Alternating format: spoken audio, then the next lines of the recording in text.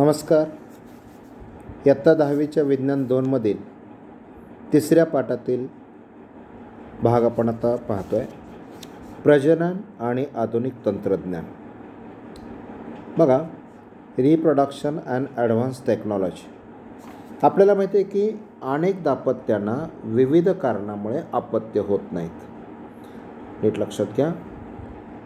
याचं कारण काय असेल तर बरेच वेळा स्त्रियांबाबत मासिक पाळीतील अनियमितता हे एक कारण असू शकतं. दुसरं कारण आहे की अंडपेशीच्या निर्मितीतील अडथळे, हे दुसरं कारण असू शकतं. तिसरं कारण आहे अंडनलिकेत अंडपेशीच्या प्रवेशास असणारे अडथळे. त्यानंतर चौथं कारण असू शकतं गर्भाशयाच्या रोपण क्षमतेतील अडथळे. इत्यादी कारणामुळे अपत्यप्राप्ती होऊ शकत नाही. परत एकदा बघा, स्त्रियांमधले कोणकोणते अडथळे येतात. पहिला अडथळा आहे तो म्हणजे स्त्रियांबाबत मासिक पाळीतील अनियमितता, हा पहिला प्रकार आहे. त्यानंतर दुसरा अडथळा आहे अंडपेशीच्या निर्मितीतील अडथळे, हा दुसरा मुद्दा आहे. तिसरं कारण आहे अंडनलिकेत अंडपेशीच्या प्रवेशास येणारे अडथळे. आणि चौथा आहे गर्भाशयाच्या रोपण क्षमतेतील अडथळे. या प्रकारची कारणं आहेत की ज्यामुळे स्त्रियांमध्ये हे अडथळे आहेत किंवा या काही दोष आहेत की ज्यामुळे अपत्य होत नाही. तर आता पुरुषांमधले कोणते कोणते प्रॉब्लेम्स आहेत बघा. बरेचदा पुरुषामध्ये वीर्यामध्ये शुक्रपेशींचा अभाव हा अतिशय महत्त्वाचा अडथळा आहे. बरोबर आहे. त्यानंतर आपल्याला माहिती आहे की शुक्रपेशींना मूत्रजनन वाहिनीमार्फत बाहेर येईपर्यंत, श्वसनामधून बाहेर येईपर्यंत खूप मोठ्या प्रमाणात ऊर्जा लागते. जर शुक्रपेशींची हालचाल जर मंद असेल तर याही ठिकाणी गर्भधारणा होत नाही किंवा अपत्य होत नाही.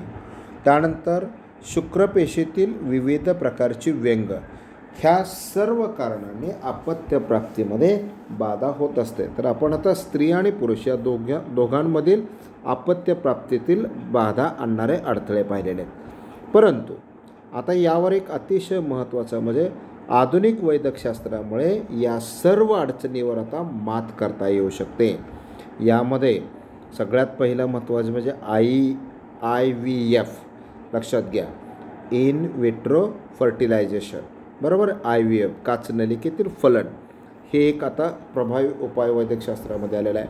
त्यानंतर भाडोत्री, मातृत्व सरोगसी ज्याला आपण म्हणू, आणि वीर्यपिढी इत्यादी तंत्राच्या सहाय्याने आपल्याला अपत्यहीन दाम्पत्याला अपत्यप्राप्ती होऊ शकते. यातला पहिला प्रकार आपल्याला बघायचा आहे तो म्हणजे काचनलिकेतील फलन, इन विट्रो फर्टिलायझर, IVF. या तंत्रज्ञानामध्ये काय केलं जातं तर काचनलिकेमध्ये 2 युग्मकांचे फलन घडवून आणले जाते. म्हणजे आता या ठिकाणी आपल्याला पाहायला मिळतं ही काचनलिका आहे. बरोबर का, हे काचनलिका आहे. तर या काचनलिकेमध्ये हे काय आहे, समजा हे अंडपेशी आहे. बघा, हे काय आहे, अंडपेशी आहे. आणि या अंडपेशीच्या आतमध्ये अशा पद्धतीनं हा शुक्राणूचे काय केलं तर रोपण केले जातं. कळालं, लक्षात आलं सगळ्यांच्या. म्हणजे 2 युग्मकाचे फलन काच नलिकेमध्ये घडवून आणले जाते. तयार झालेला जो भ्रूण असेल तो तयार झालेला भ्रूण योग्य वेळी दाम्पत्यातील स्त्रीच्या गर्भाशयात रोपण केला जातो. आपल्याला माहिती आहे की स्त्रीच्या गर्भाशयात अशा पद्धतीच्या ज्या खाचा तयार होतात याच्यामध्ये याचं काय होत असतं, रोपण होत असतं. तर याच्यामध्ये योग्य वेळी या भ्रूणाचं काय केलं जातं, रोपण केलं जातं. बरोबर. आता पुढे बघा, अशा पद्धतीने बघा रोपण करून नवीन अपत्य जन्माला येते. शुक्रपेशीचे अल्प प्रमाण किंवा अंडनलिकेत प्रवेश करण्यात आलेले अडथळे, या कारणामुळे जर अपत्य होत नसतील तर IVF या तंत्राचा उपयोग करून अपत्यप्राप्ती करता येते. बरोबर, लक्षात आलं सगळ्यांच्या. परत एकदा बघा, शुक्रपेशींचे अल्प प्रमाण अंडपेशी अंडनलिकेत प्रवेश करण्यास येणारे अडथळे, या अडथळ्यामुळे जर अपत्य होत नसेल तर IVF या तंत्रज्ञानाने काय केलं जातं, 2 युग्मकाचे फलन काचनलिकेमध्ये कडून आणून योग्य वेळी तयार झालेला भ्रूण स्त्रीच्या गर्भाशयात रोपण केला जातो. बरोबर आहे. आणि अपत्यप्राप्ती करता येते. दुसरा प्रकार आहे बहाडोत्री मातृत्व, म्हणजे ज्याला आपण सरोगसी म्हणूया. आता यामध्ये काय केलं जातं, काही स्त्रियांमध्ये गर्भाशय रोपणक्षम नसते, म्हणजे बीजांडाचं अंडपेशींचं फलन झाल्यानंतर ती अंडपेशी गर्भाशयात येते, पण गर्भाशयात रोपणक्षम गर्भाशय नसतं. अशा वेळी स्त्रियांना बहाडोत्री मातृत्व हा आधुनिक उपचार पद्धतीचा मदत घेता येते. या पद्धतीमध्ये काय केलं जातं, गर्भाशय रोपणक्षम नसलेल्या स्त्रीच्या अंडाशयातून अंडपेशी मिळवली जाते. बरोबर आहे. या अंडपेशीचे काचनलिकेमध्ये त्याच स्त्रीच्या पतीच्या शुक्रपेशीचा वापर करून फलन घडवून आणले जाते. नीट लक्षात घ्या. म्हणजे हे अंडपेशी मिळवली गेली, बरोबर आहे, माता जनक मातेकडून. त्यानंतर ही अंडपेशी काय केली जाते, एका काचनलिकेमध्ये ठेवली जाते आणि याच काचनलिकेमध्ये, नीट लक्षात घ्या, परत एकदा बघा, या काचनलिकेमध्ये ही अंडपेशांना सोडले जाते आणि त्याच्यामध्ये त्याच स्त्रीच्या पतीच्या शुक्रपेशींचा वापर करून या ठिकाणी या अंडपेशीचं फलन घडवून आणलं जातं. अशा पद्धतीने हे फलन घडवून आणलं. नंतर मग तयार झालेला जो भ्रूण आहे, आता आपल्याला माहिती आहे की त्या मातेचं गर्भाशय हे रोपणक्षम नसतं, म्हणून तयार झालेला जो गर्भ आहे तो गर्भ दुसऱ्या स्त्रीच्या गर्भाशयात रोपण केला जातो. अशा परिस्थितीमध्ये ज्या स्त्रीच्या गर्भाशयात भ्रूण रोपण केले जाते त्या स्त्रीला आपण बहाडोत्री माता असं म्हणतो आणि या सगळ्या प्रकाराला आपण सरोगसी असं म्हणतो. आता त्यानंतरचा पुढचा प्रकार आहे म्हणजे वीर्यपिढी. वीर्यपिढीमध्ये बघा, अनेक दाम्पत्यातील पुरुषांमध्ये शुक्राणू निर्मितीवर नमूद केल्याप्रमाणे काही अडचणी असतात. काही पुरुषांमध्ये शुक्राणू निर्मितीमध्ये अडचणी असतात. अशा दाम्पत्यातील अपत्यप्राप्तीसाठी वीर्यपिढी ही एक नवीन संकल्पना पुढे आलेली आहे. आता वीर्यपिढी ही रक्तपिढीसारखीच संकल्पना आहे. वीर्यपिढीमध्ये इच्छुक पुरुषाच्या सर्वकष शारीरिक आणि इतर तपासण्यानंतर रसकलित केलेलं वीर्य साठवून ठेवलं जातं. लक्षात घ्या, वीर्यपिढीमध्ये काय केलं जातं तर वीर्य साठवून ठेवलं जातं, रसकलित केलेलं वीर्य साठवून ठेवलं जातं. पण त्याआधी त्या पुरुषाच्या सर्वकष शारीरिक आणि इतर काही तपासणी केल्या, म्हणजे काय असेल HIV तपासणी केली जाते, बरोबर की नाही, शुगर, ब्लड यांच्या सगळ्यांची तपासणी केली जाते आणि त्यानंतरच रसकलित केलेलं हे वीर्य साठवून ठेवलं जातं. ज्या वेळेला गरजवंत दाम्पत्याला इच्छा असेल तर त्या वीर्याचा म्हणजे त्या रेताचा वापर करून दाम्पत्यातील स्त्रीची अंडपेशी IVF तंत्राने फलित केली जाते काचेच्या नळीमध्ये, बरोबर की नाही. अंडपेशी घ्यायची, ते वीर्य पिढीतलं वीर्य त्याच्यातल्या शुक्राणूंचं त्या अंडपेशींचं IVF पद्धतीनं फलन करायचं. नंतर त्यातून फलित झालेला जो भ्रूण आहे तो स्त्रीच्या गर्भाशयात रोपण केला जातो आणि अपत्यप्राप्ती केली जाते. यामध्ये वीर्यदात्याचे नाव गुप्त ठेवणे कायद्यानुसार बंधनकारक आहे. मला वाटतं हा भाग आपल्या लक्षात आला. आता नवीन भाग आपण पाहतोय जुळे. आता जुळे कसे होतात बघा. जर समजा गर्भाशयामध्ये एकाच वेळी 2 भ्रूणांची वाढ होऊन 2 अपत्य जन्माला येतात, अशा अपत्यांना आपण काय म्हणतो, जुळी अपत्य असं म्हणत असतो.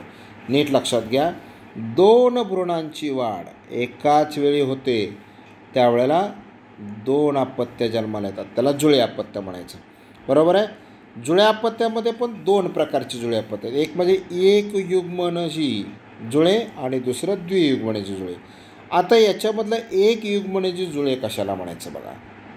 ज्या वेळेला एकाच युग्मनजापासून, बरोबर आहे, जुळे अपत्य जन्माला येतात त्यावेळेला एक युग्मनजी जुळे अपत्य असं म्हणायचं. आता याच्यामध्ये काय होतं की भ्रूणाच्या सुरुवातीच्या भ्रूणाची जी वाढ असते त्याच्या सुरुवातीच्या काळामध्ये म्हणजे साधारणपणे युग्मनज तयार झाल्यापासून 8 दिवसाच्या आत हा सुरुवातीचा काळ असतो. अचानक त्यातील पेशी अचानक 2 गटामध्ये विभागल्या जातात. बरोबर आहे की नाही. म्हणजे असं जाता युग्मनजी बाळ जन्माला येतं काय होतं जब भ्रूणवाढ होत असते आपल्याला माहिती आहे की 23 गुणसूत्र असलेली युग्मके एकत्र येतात, एक युग्मनज तयार होतो 46 गुणसूत्राचा. आणि अचानक या भ्रूणांची वाढ होत असताना अचानक याच्यात या पेशी ज्या आहेत त्या 2 विभागात विभागल्या जातात आणि 2 वेगवेगळे युग्मनज वाढायला लागतात. बरोबर आहे. त्यामुळे होतं काय नेमकं बघा, या भ्रूणपेशीचे 2 गट वेगवेगळे भ्रूण वाढू लागतात आणि पूर्ण वाढ होऊन युग्मनजी जुळे जन्माला येतात. अशी जुळे बघा, अशी जुळे अपत्य जनुकीय दृष्ट्या तंतोतंत एकसारखीच असतात. कारण फलनाच्या वेळी ज्यावेळेला फलन घडलेलं होतं त्यावेळेला हा शुक्राणू आणि ही अंडपेशी ही एकच आलेली असते. त्यामुळे याच्यातनं जो शुक्राणू आलेले आहे त्याच्यातले जी गुणसूत्र आहेत त्यातले लिंग गुणसूत्रांची जी 22+X किंवा 22+Y हेच या युग्मनजामध्ये असतात. आणि अगोदरच यांचं काय ठरलं असतं, लिंग ठरलेलं असतं या फलनामध्ये. त्यामुळे ही जनुकीयदृष्ट्या तंतोतंत एकसारखीच असतात. ही अपत्य दिसण्यास बघा, हे दिसण्यास तंतोतंत सारखे असतात. त्यांचे लिंग समान असते म्हणजे दोन्ही मुली तरी असतील किंवा दोन्ही मुलगे तरी असतील. एक युग्मनजी जुळ्यांबाबत भ्रूणपेशींची विभागणी जर युग्मनज तयार झाल्यापासून 8 दिवसांनंतर झाली, नीट लक्षात घ्या, 8 दिवसांनंतर झाली तर सायामीज जुळे जन्माला येण्याची शक्यता असते. 8 दिवसानंतर झाले अशामध्ये काय होतं तर त्या भ्रूणाची विभागणी 2 युग्मनजात होत असताना 2 युग्मनज तयार झाल्यापासून भ्रूणाची विभागणी होत असताना ती विभागणी कधीकधी अर्धवट राहते. अशी जुळे अपत्य शरीराच्या काही भागात एकमेकांना जोडलेल्या अवस्थेत जन्माला येतात. अशा जुळ्यांमध्ये काही अवयव सामायिक असतात म्हणून त्यांना सायामी जुळे असं म्हणायचं. नीट लक्षात घ्या. आता पुढचा जो प्रकार आहे तो असा की अपवादात्मकरित्या अंडाशयातून एकाच वेळी 2 अंडपेशी बाहेर पडतात. आपल्याला माहिती आहे की प्रत्येक महिन्याला एकच अंडपेशी बाहेर पडते, पण अपवादात्मकरित्या कधीकधी 2 अंडपेशी बाहेर पडतात आणि मग 2 वेगवेगळ्या शुक्राणूद्वारे त्यांचे फलन होते. बरोबर ना. फलित 2 युग्मनज तयार झालेले असतात. आता एक गंमत बघा, समजा 2 अंडपेशी तयार झालेल्या आहेत. नीट समजून घ्या. बघा, ही एक अंडपेशी तयार झालेली, ही एक अंडपेशी तयार झालेली. आता याचा संयोग या शुक्राणूबरोबर झालेला आहे. समजा हा जो शुक्राणू आहे तो 22+X असेल. बरोबर आहे. आणि या ठिकाणी जो शुक्राणू आहे तो 22+Y असेल. तर यांच्या संयोगातून अपत्य जन्माला येईल ते काय असेल, नर अपत्य म्हणजे पुरुष बाळ मुलगा असेल. बरोबर का नाही. आणि यांच्या संयोगातून याच्या फलनातून तयार होणारे अपत्य हे मुलगी स्त्री अपत्य असेल. आता गंमत बघा, कारण या ठिकाणी या दोन्ही अंडपेशी वेगवेगळ्या आहेत. ही अंडपेशी वेगळी, ही अंडपेशी वेगळी आहे. बरोबर. त्यामुळे या प्रकारच्या जुळ्यांमध्ये दोन्हीही अंडपेशी वेगळ्या, दोन्ही शुक्राणू वेगळे असल्यामुळे फलित होणारे 2 युग्मनज 2 झायगोट जे असतात ते लिंगाने वेगवेगळे किंवा एकसारखे असू शकतात. बरोबर आहे. या दोन्ही युग्मनजापासून 2 भ्रूण तयार होऊन त्या दोन्हीही भ्रूणांचे गर्भाशयात रोपण होते. पूर्ण वाढ झाल्यानंतर द्वियुग्मनजी जुळी अपत्य जन्माला येतात. अशी अपत्ये जनुकीयदृष्ट्या वेगळी असतात, लैंगिकदृष्ट्या समान किंवा वेगवेगळी असू शकतात. बरोबर आहे. कधी कधी आणखीन एक गंमत बघा, तुम्ही पाहिली असेल, एखाद्या स्त्रीला एकाच वेळी 2 पेक्षा अधिक अपत्य पण झालेले वाचनात आले असेल. अशा वेळेला काय घडत असेल तर 2 पेक्षा अधिक म्हणजे 2 पेक्षा अधिक अंडपेशी काय झाल्या असतील, अंडाशयातून बाहेर पडलेले असतील. बरोबर नाही. मग 2 किंवा अधिक अंडपेशींचं काय झालं असेल, अंडमोचन झालं असेल. बाहेर लक्षावधी शुक्राणू असतात. त्यामुळे जर 3 अंडपेशी बाहेर पडल्या तर 3 अंडपेशींना 3 वेगवेगळ्या शुक्राणूंकडून त्यांचं फलन होऊ शकतं. 3 अपत्य जन्माला येऊ शकतात.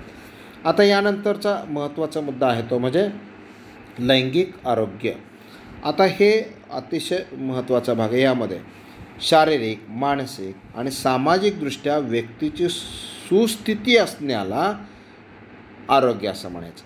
पहिल्यांदा सगळ्यात महत्त्वाचं पहिल्यांदा म्हणजे कोणाची व्याख्या घेतो आपण, आरोग्य म्हणजे काय, तर शारीरिक, मानसिक आणि सामाजिकदृष्ट्या व्यक्तीची सुस्थिती असणे याला आपण काय म्हणतो, आरोग्य असं म्हणतो. आता एक महत्त्वाचा भाग, वेगवेगळ्या सामाजिक प्रथा, रूढी, परंपरा, अज्ञान, संकोच आणि इतर कारणांमुळे आपल्या देशात लैंगिक आरोग्याविषयी फारशी जागरूकता दिसत नाही. विशेषतः स्त्रियांच्या लैंगिक आरोग्याविषयी अनास्था दिसून येते. हे आपल्या लक्षात आलेलं आहे. बरोबर. आता पुढे स्त्रीला येणाऱ्या मासिक पाळीचा संबंध तिच्या लैंगिक आणि एकूण संपूर्ण आरोग्याशी असतो. नीट लक्षात घ्या.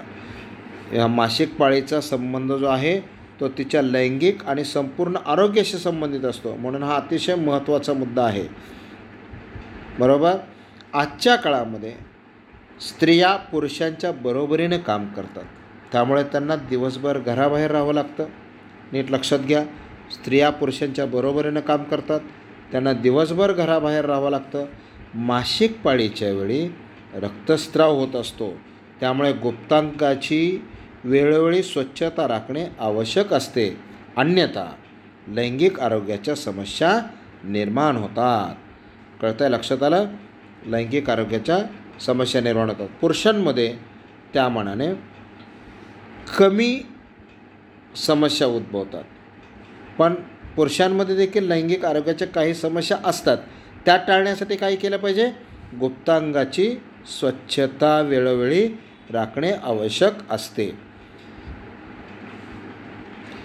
लैंगिक आजारामध्ये सायफिलिस आणि गोनोरिया, नीट लक्षात घ्या. कुठले, सायफिलिस आणि गोनोरिया हे 2 आजार अत्यंत मोठ्या प्रमाणावर आढळतात. हे दोन्ही आजार कशामुळे होतात, जीवाणूंमुळे होतात. नीट लक्षात घ्या. शरीरावर गुप्तांगासहित इतर ठिकाणी चट्टे तयार होणे, पुरळ येणे, ताप येणे, सांधे सुजणे, केस गळणे ही सगळी लक्षणं कशाची आहेत, सायफिलिस या आजारामध्ये आढळून येतात. तर गोनोरिया या आजारामध्ये लघवी करताना आग व वेदना होणे, शिश्न आणि योनी मार्गातून पू स्त्रवणे, त्यानंतर मूत्रमार्ग, गुदाशय, घसा, डोळे या अवयवांना सूज येणे इत्यादी लक्षणे कशामुळे दिसतात, तर गोनोरिया या आजारामध्ये दिसून येत असतात. पुढचा मुद्दा काय बघा बरं, लोकसंख्येचा विस्फोट. आता यामध्ये बघा, अत्यंत कमी कालावधीमध्ये खूप मोठ्या प्रमाणावर लोकसंख्येतील वाढीला आपण लोकसंख्येचा विस्फोट म्हणतो. अत्यंत कमी कालावधीमध्ये खूप मोठ्या प्रमाणावर लोकसंख्येतील वाढीला लोकसंख्येचा विस्फोट असं म्हणायचं. बरोबर आहे. आता या ठिकाणी तक्ता दिलेला आहे, त्याच्यावरून आपल्याला भारताची लोकसंख्या किती झपाट्याने वाढत आहे याच्याबद्दल आपल्याला अंदाज घेता येईल. आता इथे बघा 1901 आहे बरोबर. इकडे या ठिकाणी किती होती बघा बरं, 23,83,96,000 एवढी लोकसंख्या सुमारे होती. तर पुढच्या 10 वर्षात 23 कोटी जे 25 कोटी झाली बरोबर. पण पुढच्या 10 वर्षात किती होते बघा, वाढत चाललेले. त्यानंतर पुढच्या या 21ला कमी झालेले बरोबर. इकडे महायुद्धाचा काळ होता. त्यानंतर 31ला बघा डायरेक्ट 27 कोटीवर गेलेले. आणि असं करता करता आज आपल्या लक्षात येईल 2011च्या जनगणनेमध्ये 121 कोटी एवढी लोकसंख्या आहे बरोबर. म्हणजे किती झपाट्याने वाढलेली, यालाच आपण काय म्हणूया, लोकसंख्येचा विस्फोट असं म्हणता येईल. यामध्ये या लोकसंख्येच्या विस्फोटामुळे वाढती बेरोजगारी, नीट लक्षात घ्या. काय समस्या निर्माण? वाढती बेरोजगारी, दरडोई उत्पन्न आणि कर्ज, नैसर्गिक साधनसंपत्तीवरील ताण, अशा अनेक समस्यांना आपल्याला सामोरे जावं लागत असते. या समस्यावर एकच उपाय, तो म्हणजे लोकसंख्या नियंत्रण. यासाठी कुटुंब नियोजनाची पण आवश्यकता आहे. आजकाल एकच मूल जन्माला घालून जोपासण्याचा एक कल अनेक जोडप्यांमध्ये दिसून येतो. हाही त्याच्यावरचा एक रामबाण उपाय आहे. आता या ठिकाणी माहिती मिळवा असं म्हटलं आहे. जवळच्या सरकारी आरोग्य केंद्राला भेट द्या आणि तेथील आरोग्य अधिकाऱ्याकडून कुटुंब नियोजन म्हणजे काय व कुटुंब नियोजनाच्या विविध पद्धती कोणत्या याविषयी मुलाखतीद्वारे माहिती घ्या असं त्यांनी सुचवलेलं आहे. हा उपाय सगळ्यांना, हा उपक्रम सगळ्यांना करता येईल. ओके, हा पाठ संपलेला आहे. या पाठावरचे सगळे व्हिडिओ आपल्याला पाठीमागे प्लेलिस्टमध्ये पण पाहायला मिळतील. प्लेलिस्ट पहा. प्लेलिस्टवरती आत्तापर्यंत झालेल्या सगळ्या धड्यांच्या प्लेलिस्ट बनवलेल्या आहेत. विज्ञान 1, विज्ञान 2, गणित 1, गणित 2 या सर्व विषयांच्या प्लेलिस्ट बनवलेल्या आहेत. तर प्लेलिस्ट पहा आणि आवश्यक असलेल्या घटकांचा अभ्यास करा. ओके, व्हिडिओ आवडला असेल, पाठाचे सगळे व्हिडिओ आवडले असतील तर लाईक करा, शेअर करा आणि चॅनलला नवीन असेल तर सबस्क्राईब करा. ओके, धन्यवाद. Have a good day.